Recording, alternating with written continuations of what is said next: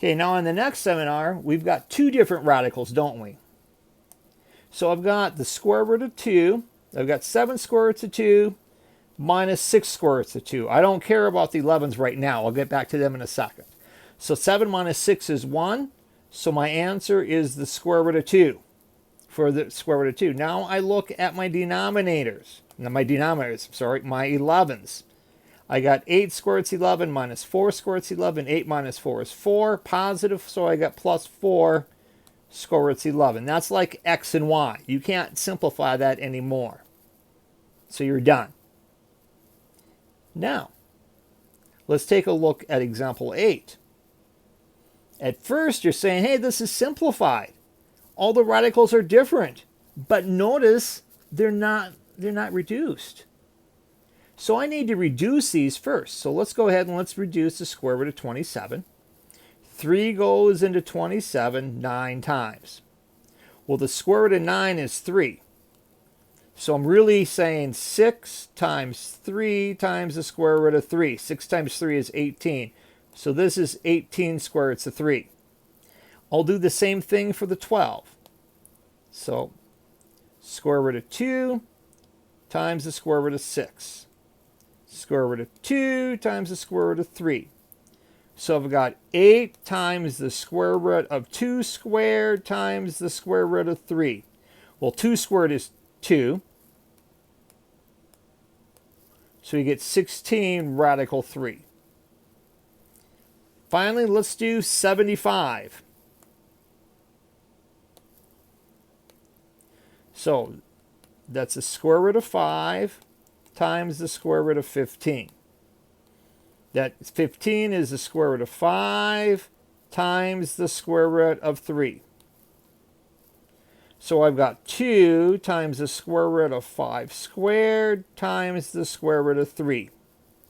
Well, that's 2 times 5 times radical 3, which is 10 radical 3. Notice, I'm going to rewrite these so they're all in the same line. They're all lined up. I've got 18 radical 3 plus 16 radical 3 plus 10 radical 3. They all have the same square root, don't they? They're all the square root of 3. So we can add them up. 18 plus 16 is 34, plus 10 is 44, so we get 44 times the square root of 3. And there's your answer. Now, multiplying is a little bit different. We're going to use the commutative property of multiplication that says, hey, the order I multiply doesn't matter. So let's write it this way. I'm going to write my whole numbers first. I'm going to say 3 times 4. Then I'm going to multiply the square root of 2 times the square root of 6. I know 3 times 4 is 12. Well, let's simplify. The square root of 6 is the square root of 2 times the square root of 3. In other words, I've got 12 times the square root of 2 squared times the square root of 3. So I've got 12 times 2 times the square root of 3, 24 radical 3. There's your answer. So just multiply the whole numbers, multiply your radicals together, and simplify.